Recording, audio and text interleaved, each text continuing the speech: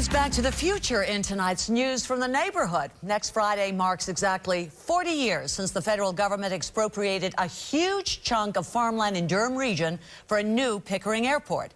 The proposed airport would have York region in the west, Pickering and Ajax in the south, Whitby in the east, and Uxbridge in the north. The idea caused a huge backlash back in the 1970s, and now that anger is taking flight all over again with a protest planned for next Friday. With more on that tonight, here's Mark McAllister. Michael Robertson certainly enjoys his time with family on farmland north of Pickering today. But the fight to live here has been long. 40 years, in fact, since he and others originally led the charge against an airport being built here. We really were trying to stop a horrible mistake, and we put a lot of energy into it, and we did some pretty effective things. We will prevail. Protests and marches in the early 70s led to houses being occupied once the federal government had expropriated land. Hundreds of old homes have been boarded up or torn down since, and the battle is ongoing. We soldier on in the solid belief that this airport will never happen.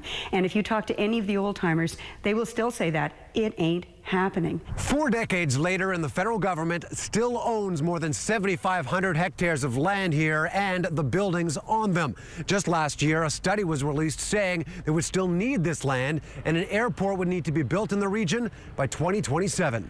Signs in the area still insist food doesn't grow on runways and it's important to take a stand, a message being delivered directly to the newly elected local member of parliament. Why does the federal government want to hold on to this land? Well, we've inherited this legacy from previous governments. You know, wasn't my party that was in power in 1972. Wasn't my party that was in power in 1972. Wasn't my party that was in power in 1972. Wasn't my party that was in power in 1972. Wasn't my party that was in power in 1972. The ministry in charge has told Global News, quote, Transport Canada is developing a land use and management strategy. The first step in this process will be to define the footprint for a potential future airport at the Pickering lands. This exercise is expected to be completed by summer 2012. That means just a little more time to consider the future of flying.